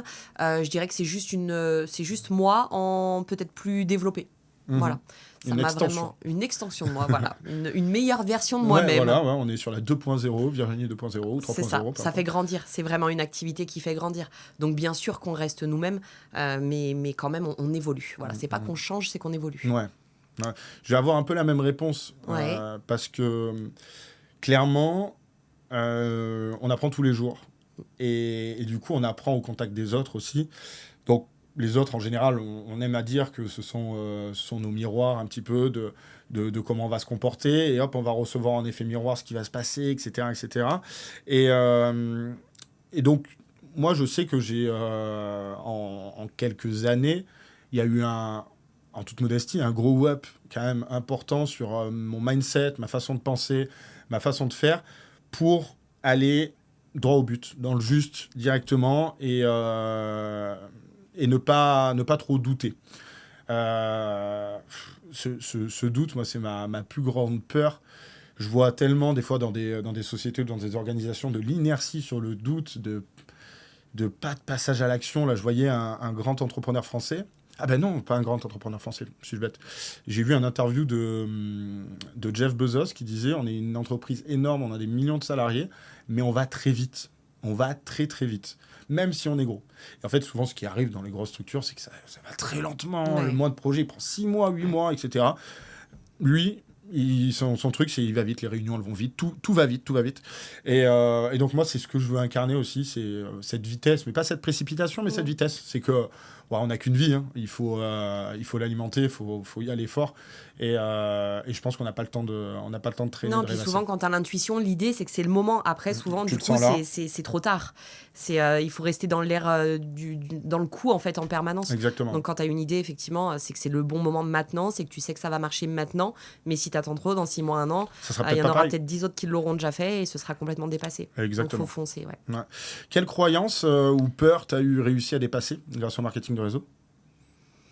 Alors j'ai souvent tendance à dire, quand on me propose, par exemple quand tu me proposes un challenge, j'ai toujours tendance à dire mais jamais je pourrais le faire, mais t'es fou, c'est trop haut, c'est trop dur, c'est trop... Ça, j'ai appris à le dépasser. Maintenant, je me dis plutôt, non, c'est pas impossible. De toute façon, déjà, si tu me le proposes ou si la société le propose, c'est que c'est réalisable, c'est que c'est faisable, parce qu'il n'y a pas de piège, il n'y a jamais de piège là-dedans. Il y a un petit peu d'ambition. Mais il y a de l'ambition. Et au final, maintenant, c'est plus... avant, j'avais tendance à dire, je peux pas, tu vois, toujours avoir le verre à moitié vide. Aujourd'hui, je le vois plutôt à moitié plein. Je me dis, bon, ok, il y a ça me semble difficile, mais comment je peux faire pour le réaliser ? Et non pas, je ne peux pas. Ouais. Ça, c'est vraiment le gros changement. Ok. Très bien. Est-ce que ton entourage a vu un changement en toi ? Ah bah là, depuis oui, ils m'ont vu, comme je disais tout à l'heure, me redécouvrir, me réépanouir. Là, c'est vraiment voilà, le papillon qui sort de sa coquille, quoi. Donc oui.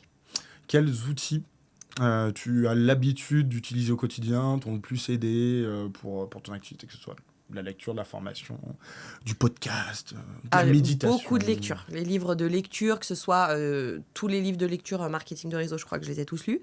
Lus, relus, ça c'est pareil, c'est pas juste lire. Souvent les livres, je lis une première fois et après je le relis une deuxième fois où je prends des notes, s'il y a des exercices, tu vois, des choses comme ça, je vais les faire. C'est vraiment là où je vais l'analyser et le mettre en pratique. Donc je lis toujours les livres 2 fois. Donc beaucoup de livres effectivement sur le marketing de réseau et aussi beaucoup de livres sur le développement personnel, puisqu'il y a 7 ans en arrière, j'étais vraiment très cartésienne, pas du tout ouverte à ça. Donc ça, c'est vraiment, voilà, encore une fois en cours d'apprentissage. Donc pour moi, beaucoup les livres. Mais toi, je crois que c'est un petit peu différent. Si tu peux nous dire un peu. Alors moi, il y a eu plusieurs étapes, mais j'ai commencé avec les livres. Il y a 10 ans, en fait, quand j'ai commencé le métier, je voulais vraiment le comprendre, vraiment dans son entièreté. Je lisais pas beaucoup. Et j'ai commencé avec un livre de Dale Carnegie, Comment se faire des amis, que vous devez certainement peut-être avoir entendu parler, ou si vous ne l'avez pas lu, je vous le conseille, hein, vraiment. Comment se faire des amis. Alors, ce n'est pas un livre pour t'apprendre à te faire des amis, hein, c'est plus un livre sur les relations personnelles. Et en fait, ce livre a déclenché une multitude de lectures et la création chez moi d'une bibliothèque énorme sur l'entrepreneuriat, le développement personnel et le marketing de réseau. Voilà, c'est vraiment, je dois avoir plus d'100 de bouquins sans souci. Et du coup, une fois que je suis arrivé au bout de ça, je me suis dit, comment aller un petit peu plus loin dans ces réflexions où des fois on parle d'esprit, d'état d'esprit, de vision, etc. Donc moi, j'ai fait pas mal de développement personnel et du coup, j'utilise des outils comme peut-être la méditation, comme le vision board, comme des choses comme ça qui sont des outils qui, comme ça, on peut se dire peut-être des fois inutiles ou quand on est trop cartésien, complètement désuet de sens. Mais c'est des outils puissants. Mm. Et je continue. Et je continue encore à être en apprentissage parce que de toute façon, on est en constant apprentissage. On n'est pas juste là en train de se dire je sais tout. On est loin de là. Et du coup, j'essaye de voir plus loin de même voir ce qu'on voit pas. Voilà. À voir dans l'évolution, mais franchement, c'est quelque chose que je conseille à tout le monde, c'est aller au-delà de ce que vous savez et aller au-delà de ce que vous croyez. Et puis c'est aussi après une ouverture d'esprit. Ça Exactement. travaille vraiment l'ouverture d'esprit justement sur tous les points. Ouais. À quel moment tu t'es sentie la plus puissante et la plus vulnérable ? Mais la puissance. Ah ouais, alors la plus puissante. Alors si ce sentiment de, c'était à la première convention, la convention de lancement, donc en septembre, avec l'arrivée du maquillage, quand j'ai été appelée sur scène sur tous les podiums, meilleure vente, meilleur parrainage, meilleur groupe, les qualifications, que tu m'as remis cette montagne de diplômes sous cadre. Là, je me suis à la maison. Waouh. Là, c'était vraiment ce sentiment-là. C'était un moment, septembre, octobre, novembre, où vraiment ça a été une explosion de fou. Et après, le moment le plus vulnérable, justement, c'est derrière ça. Ça, c'est souvent, il faut aussi le dire, comme dans toute activité, j'ai envie de dire, mais dans le marketing de réseau peut-être particulièrement, il y a des pics et c'est normal, c'est les fameuses montagnes russes de l'entrepreneuriat. Donc il y a des moments où on est très haut, on est au sommet, tout ce qu'on fait, ça se transforme en or, on va tout réussir. Et puis il y a aussi des moments, et il faut le dire, et c'est normal, ça fait partie du chemin, des moments où on est en bas, des moments de down. Et justement, là, septembre, octobre, novembre, ça a été un tel pic. Décembre, janvier, fête de Noël, début d'année, etc. Ralentissement. Toute l'équipe vraiment au global, un peu ce sentiment comme si le marchand de sable était passé, tout le monde endormi. Et du coup, quand tu as vécu un gros pic, là, ça peut être des fois difficile. Sortie d'Oxivita. Donc voilà, après sortie d'Oxivita, c'est reparti en flèche. Et même s'il n'y a pas de sortie produit, en fait, tout... ça repart. Non, c'est des cycles. C'est des vagues, c'est des cycles. Il faut juste justement arriver à garder le mental face à ça. Comment tu gères les critiques et les jugements sur le métier ? Est-ce que tu te fais critiquer ou pas Alors ça peut arriver, des gens qui sont, qui, on en parlait tout à l'heure, qui n'ont pas la connaissance et qui du coup tout de suite vont voir tout noir ou être négatifs ou être haineux, hargneux. Il y a aussi de la jalousie, comme dans tous les métiers. Quand tu réussis, tu as aussi des jaloux, des rageux qui vont chercher à te nuire ou à... Alors, franchement, moi maintenant ça ne m'atteint plus du tout. Mais ça, pareil, ça a été un travail. Il y a 7 ans en arrière, je pouvais pleurer. Quelqu'un qui me démontait, bien sûr. Je pouvais pleurer. Aujourd'hui, non. Justement, je prends ce rôle à cœur de me dire, j'essaye d'informer, d'éduquer, de faire ouvrir un petit peu les pensées. Et puis, par contre, quand j'ai affaire à des gens complètement fermés, bornés, négatifs, noirs, je me dis, de toute façon, ils vont rien m'apporter dans ma vie. Donc, autant te dire que va voir plus loin. Non, ça m'atteint pas. Super. C'est bien mieux. Vaut mieux que ça glisse. C'est bien mieux, c'est ça. Vaut mieux que ça glisse. Qu'est-ce que tu dirais à quelqu'un qui a peur de ne pas être assez bien pour démarrer cette activité, être ici chez Jericho ? Je lui dirais que déjà, cette peur, on l'a tous. Au début, quand on démarre, on a tous démarré pareil. On n'y connaît rien, on n'est pas du métier. Enfin, la plupart, on n'a pas de bagages, pas de connaissances. On démarre tous comme ça à zéro. Et bien sûr, on démarre tous avec des craintes, des doutes, des peurs. C'est normal, encore une fois. Mais par contre, le vrai conseil, c'est ne te laisse pas figer, paralyser justement par ta peur, tes doutes, tes craintes. Va au-delà parce que c'est justement comme ça et là que se passent les plus belles choses. On le dit souvent, c'est en dehors justement de ta zone de confort que tu vas découvrir les plus belles choses. Et puis, c'est aussi justement en te mettant en route que tu vas gagner en estime de toi, en confiance en toi aussi. Tu vas te rendre compte que finalement, là où tu te pensais être incapable de faire quelque chose, regarde, je te donne un exemple concret. Il y a 7 ans en arrière, tu m'aurais dit, tu vas enregistrer une vidéo, juste une vidéo. Je t'aurais dit, mais non, j'en suis incapable, c'est pas possible. Et là, faire un interview avec des caméras. Et là, 7 ans après, dans un studio, c'est stressant, mais je le fais volontiers et puis je me prête au jeu. Donc vraiment, va au-delà de tes peurs. entrepreneur. De toute façon, la vie, c'est ça. La vie, c'est une suite d'expériences et de choses à faire. Donc, recule devant rien et fonce. Est-ce que tu penses que tout le monde mérite de vivre une transformation comme tu l'as vécu ou comme des personnes pourraient la vivre dans ton réseau? Alors, bien sûr, Parce que tout tu le monde... pourrais dire, ah non, toi, tu mérites pas. Alors, j'ai envie de dire oui, tout le monde mérite, à condition de le vouloir et de s'en donner les moyens. C'est, voilà, le mérite, de toute façon, c'est ça. De toute façon, tout part de toi. C'est vraiment... Tout ce que tu vas construire dans ta vie, c'est toi et toi-même, en fait. Donc, bien sûr, tout le monde mérite de vivre ça, à condition, d'une part, de le vouloir vraiment, et deuxième part, d'être capable de s'en donner les moyens. Exactement. Moi, je dirais aussi que, pour clôturer cette partie, que tout le monde le mérite en soi, mais je mettrais un tout petit bémol, dans la mesure où, moi, les personnes qui ne sont pas capables de considérer le travail qu'il peut avoir, qui sont dans le jugement de tout, qui puissent se remettre en question dans ce métier et qui se disent ok, je suis prêt à réapprendre un petit peu ce que j'ai su, parce qu'il y en a beaucoup qui sont toujours en train de dire je sais tout. Réapprends, sois ouvert à la formation, soit coachable, pilotable entre guillemets, et là on a une vraie différence. Donc ouais, tout le monde le mérite, à condition d'être ouvert d'esprit et coachable, et après de passer à l'action bien évidemment, mais avant tout, soyez ouverts et ne vous dites pas je sais tout, parce que ça fonctionne pas. On n'avance pas. Et personne sait tout, et en permanence aussi, le métier et le monde évoluent, et de toute façon, en permanence, il faut savoir se remettre au goût du jour, se remettre en question. Moi, tous les 3-4 mois, je remets en travail mon question, mes méthodes, mes façons de faire, mes processus. Et en fait, c'est obligatoire. C'est comme une coiffeuse il y a 40 ans. Elle faisait des coupes au bol, des franges comme ça. Si elle se reforme pas et qu'elle se met pas au goût du jour pour apprendre à faire des tie and dye, des ombrés, des choses, c'est fini. Ouais. Donc là, c'est pareil, c'est en permanence. Donc effectivement, faut être prêt à apprendre, à écouter ce qu'on nous dit et à mettre en application derrière.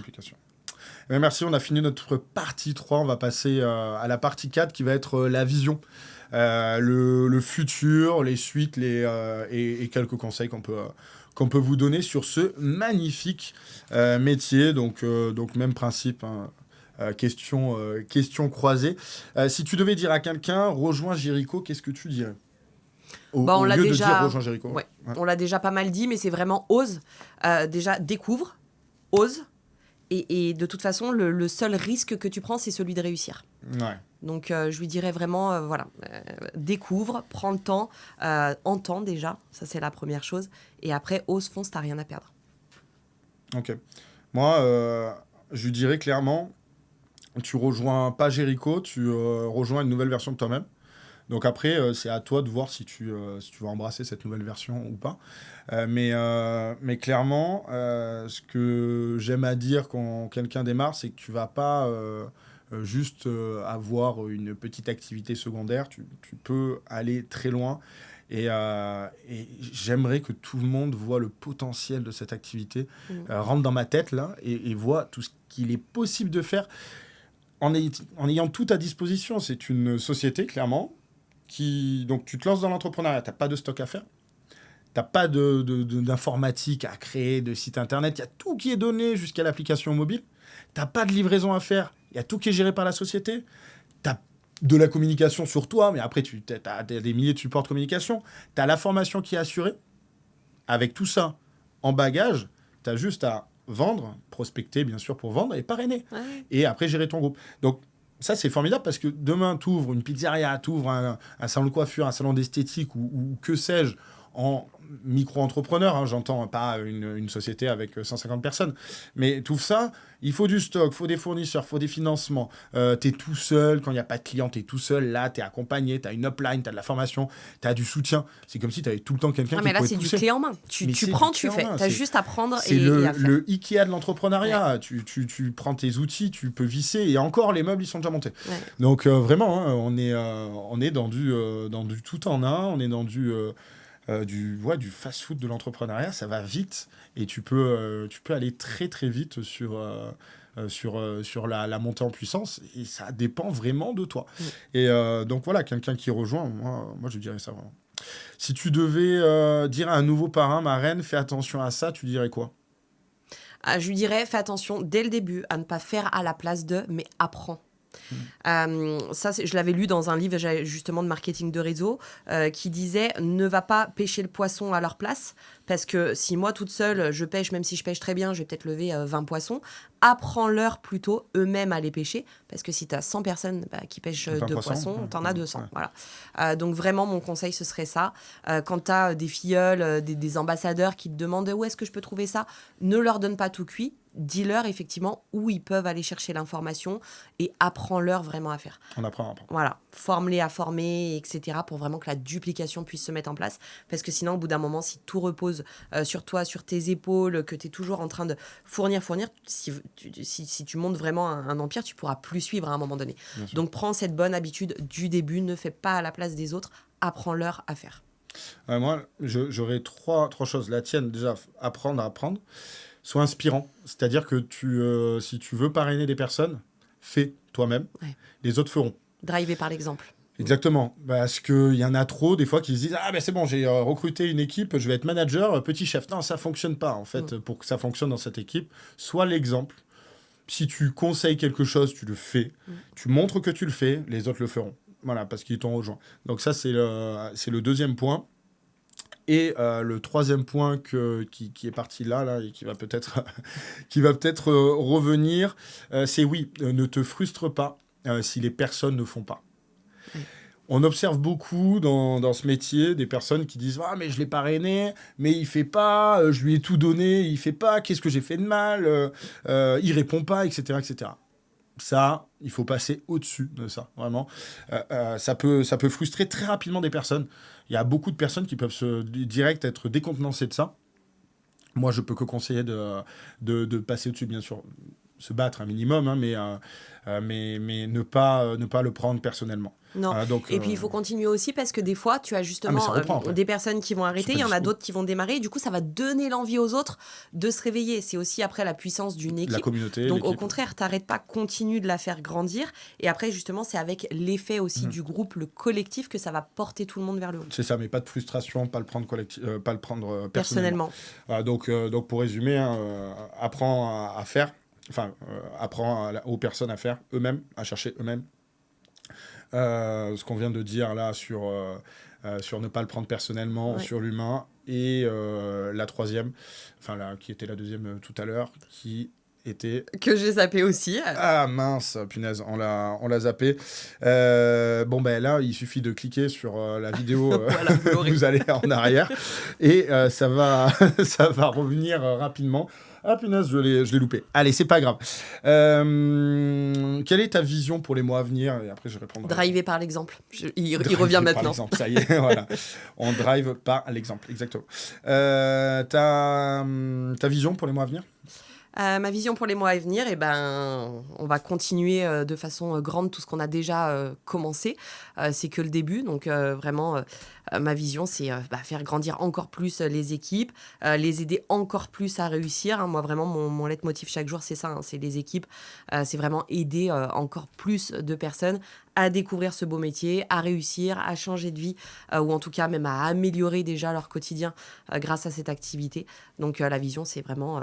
un énorme réseau de gens heureux, j'ai envie de dire. Très beau, très beau. Côté société, la vision, elle est bien évidemment dans le même sens, à grandir, à avoir... tous les mois, il y a des dizaines et des dizaines d'ambassadeurs qui nous rejoignent, hein, donc clairement, ça fait partie de la vision. Mais c'est aussi de proposer un panel complet autour de la beauté, du bien-être, et on aura notre dernière gamme qui arrivera à la rentrée. C'est de permettre aussi de se développer potentiellement dans d'autres territoires et donner la possibilité à des personnes de nous rejoindre d'autres endroits. Mettons des pays limitrophes, etc. On est déjà ouvert en Belgique, on est ouvert aussi à La Réunion, mais pouvoir grandir là-dessus. et toujours proposer le meilleur à nos ambassadeurs. Donc on se pose beaucoup la question avec les leaders de la société, avec Virginie, de quoi donner aux personnes qui nous rejoignent, comment les aider au mieux. Et justement, à la rentrée, on a préparé quelque chose de très puissant. Quelque chose vraiment qui va et inspirer les gens et les driver, les aider à avancer au mieux. Franchement, je pense qu'avec l'outil qui sortira à la rentrée, une personne qui démarre de zéro, qui n'y connaît rien du tout, pourra atteindre rapidement des compléments de revenus de 200 ou 500 euros, mais en quelques semaines, quelques semaines ou mois au mieux, au pire plutôt. Mais ouais, on est vraiment dans cette dynamique. On se remet tout le temps en question, on se dit comment avoir le plus d'impact auprès des personnes qui démarrent et comment leur donner le meilleur des outils. Hein. Ouais, et la facilité aussi. La facilité. Voilà, c'est vraiment une démarche dans laquelle c'est pour encore plus faciliter les choses. Là, clairement, il n'y aura plus qu'à faire, mais vraiment, vraiment. Là, il y a du... Un conseil qu'on t'a donné, que tu aurais aimé suivre plus tôt. Un conseil qu'on m'a donné, que j'aurais aimé suivre plus tôt. On le disait un petit peu tout à l'heure, de ne pas prendre les choses personnellement, effectivement. À la fois se remettre en question, c'est hyper important. Tu as aussi dit à un moment donné de détacher du résultat. Ah ouais, ça ouais, c'est vraiment un conseil, c'est celui-ci, effectivement, c'est de se détacher du résultat. Souvent on fait, et parce qu'on n'a pas le résultat à l'instant T qu'on voudrait, on se dit direct, ça marche pas, et je m'arrête.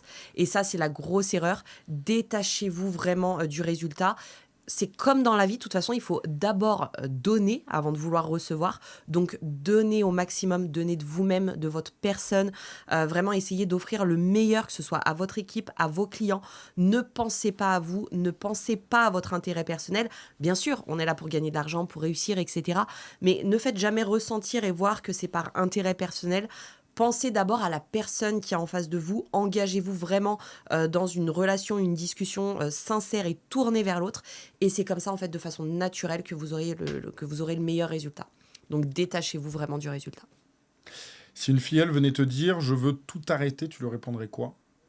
Je dirais que c'est quand même super dommage. Et surtout, je lui expliquerai pourquoi c'est dommage. Je lui rappellerai ses compétences, ses capacités. Et surtout, je lui rappellerai son pourquoi. D'où l'importance aussi au démarrage de prendre le temps de vous intéresser à vos équipes, à vos filleuls, de les comprendre, de savoir quels sont leurs souhaits. Pourquoi est-ce qu'ils rejoignent l'activité ? Parce qu'on ne les rejoint pas tous pour la même chose. Il y en a, c'est pour l'argent. Il y en a pas du tout. Moi, dans l'équipe, j'en ai, c'est pas du tout une question d'argent. Elles sont pas là pour gagner de l'argent.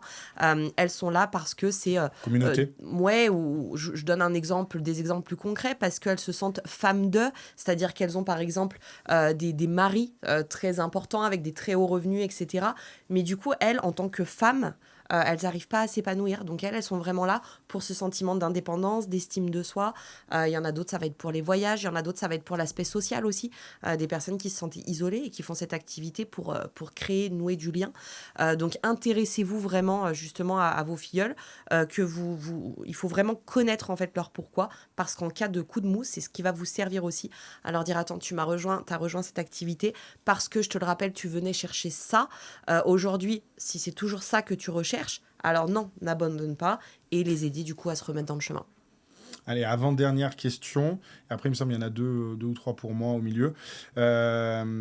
Si tu devais donner une habitude quotidienne à adopter dès le début de son activité. Rigueur et le pouvoir des petites actions. Il vaut mieux mettre en place 2-3 petites actions, mais tous les jours, en parler quotidiennement, plutôt que de taper dedans un gros coup une fois par mois, 5 heures, ça n'a pas de sens. C'est vraiment le pouvoir des petites actions. C'est tout ce que vous allez mettre en place petit à petit, au quotidien, de façon régulière, cette rigueur qui va faire, c'est vraiment les petites actions qui vont faire les plus grands résultats. Donc soyez plutôt réguliers, plutôt que de vous épuiser tout d'un coup, puis après vous n'allez plus rien faire pendant des jours ou des semaines. C'est vraiment sur la longueur que ça se construit. Donc soyez réguliers, mettez en place des petites choses au quotidien, parlez-en de façon naturelle, et c'est vraiment comme ça qu'un jour vous atteindrez les plus hauts sommets. Alors Alex, voilà, comment tu imagines l'évolution de notre métier dans 5 ans et l'évolution de la marque ?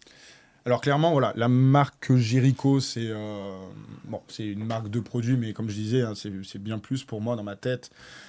Rien que le nom Jéricho, hein, ça rapporte à l'humain, la communauté et tout ça. Donc moi, je vois vraiment l'évolution de la communauté. Le support sera toujours le produit au final, hein, le nerf de la guerre, la chose centrale. Mais comme on a déjà fait sur cette première année, on a créé des événements de rassemblement. On a créé le Summer Camp qui a été un événement formidable au milieu de la nature, en plein milieu de l'Auvergne, des volcans d'Auvergne, au bord d'un lac où on a dormi dans des cabanes. Clairement, ce que je veux, c'est faire vivre des choses différentes aux personnes, ces personnes puissent s'évader de leur quotidien. On a fait un séjour aussi au ski, avec des personnes qui ne sont jamais allées au ski, en station de montagne. Là, c'était plus de la formation. Je veux que les personnes puissent s'épanouir, qu'on soit une véritable académie, que les personnes puissent sortir de leur quotidien, qu'on puisse leur offrir la possibilité, bien sûr, de gagner de l'argent, mais aussi la possibilité de s'évoluer personnellement. Donc, bien évidemment, on évoluera avec de nouveaux produits, de nouvelles ouvertures de marché. Mais ça, j'ai envie de dire, c'est des choses logiques. Mais ce que je vois, c'est ça. Et ensuite, avec la puissance de Jéricho, faire une communauté, une fondation qui va rayonner un petit peu à travers le monde, j'espère, et répandre un petit peu cette bonne action de se dire que tout le monde a le droit d'avoir plus, tout le monde a le droit de produire plus de manière simple et facile, et moi je peux que le conseiller. Voilà, donc ça serait la vision sous 5 ans, et c'est bien sûr de doubler notre chiffre d'affaires tous les ans, ou voire le tripler. C'est que le début d'une belle et grande aventure. Exactement. Ça, c'est sûr. Exactement. Ce que je voudrais rajouter en dernière question, si tu devais laisser un mot à ton réseau aujourd'hui, ce serait quoi ? Si tu parlais à ton réseau là dans la caméra. Eh ben, la première chose que je leur dirais, c'est surtout n'abandonnez pas, parce que ça, ce serait vraiment du gâchis, ce serait juste trop dommage. De toute façon, dès l'instant où on continue, où on est en action, on est déjà dans la course. C'est ce que je dis toujours, vous avez toujours une longueur d'avance tant que vous continuez à faire par rapport à tous ceux qui ne font rien, qui ne trouvent pas de moyens et qui n'essayent pas justement d'améliorer leur vie, de changer, de kiffer tout simplement. Donc n'abandonnez pas, prenez du plaisir toujours dans ce que vous faites, faites-le avec le cœur, avec enthousiasme, avec énergie. Restez vous-même, restez aussi naturel. Bien sûr, il faut s'inspirer de ce que font. S'il y a des personnes qui vous plaisent, des choses qui vous plaisent, inspirez-vous, mais mettez aussi votre patte, restez vous-même, parce que, encore une fois, de toute façon, ce qui impacte le plus et ce qui marche le mieux, c'est d'être naturel et de rester soi-même. Merci. T'as même fait la fin, un petit peu, la conclusion parfait. de fin, parce que tu devais donner un conseil clé et tu l'as donné à ton réseau, mais au final, tu l'as donné un petit peu à tout le monde. On va chacun répondre à une question. Là, on est en juillet 2025. On enregistre ce podcast en plein été, mais vous allez pouvoir le regarder peut-être dans 1 mois, 2 mois, 3 mois, 1 an, peu importe. Vous tomberez sur cette vidéo à un moment donné.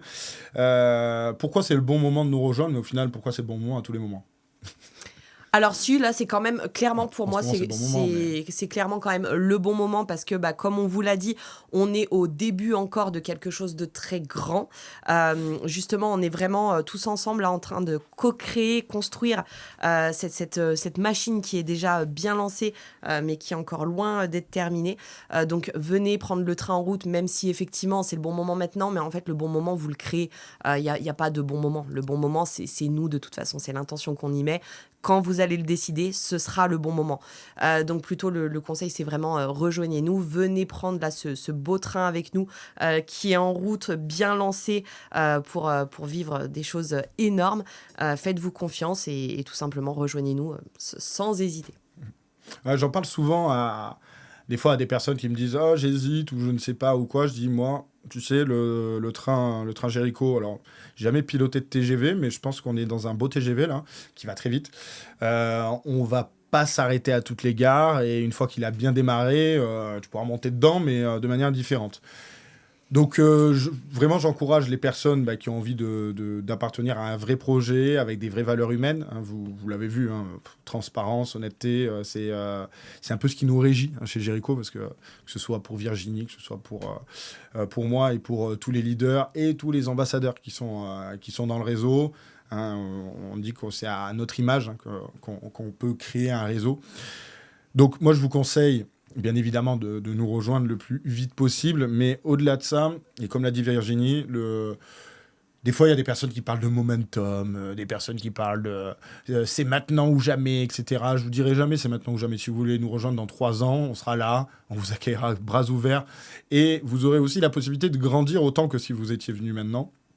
Il suffit d'être en accord avec cette décision, il suffit d'être en accord avec ce qu'on se dit à ce moment-là. Et moi, je préfère quelqu'un qui me dise je démarre dans 2 ans, parce que pour l'instant, je me sens pas à 100%, plutôt que quelqu'un qui démarre là et qui, du coup, ne sera pas à 100% et fera rien de ces 2 années de coopération, on va dire, de collaboration.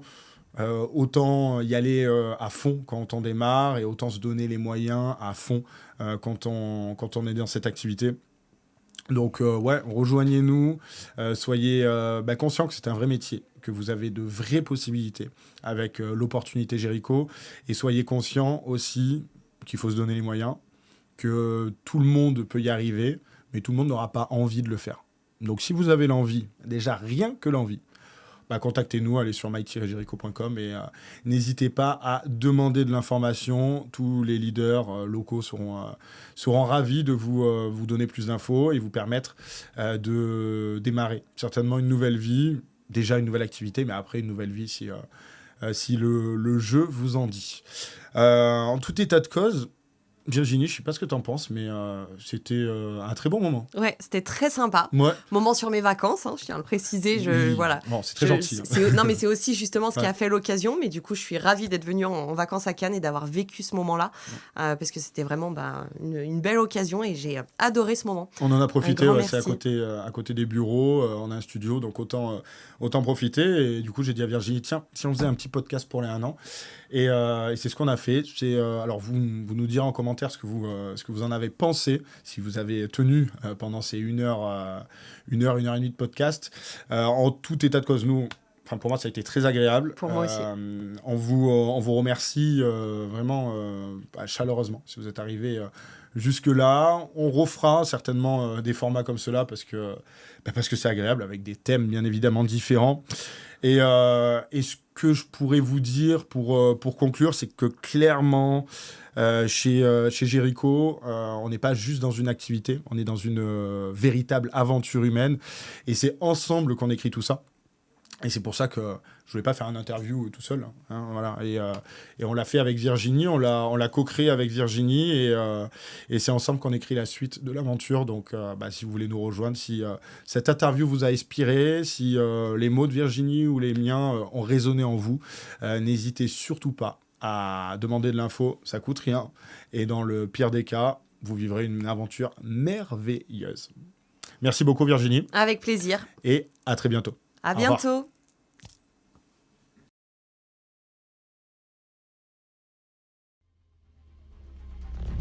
Jericho. Together believe in human.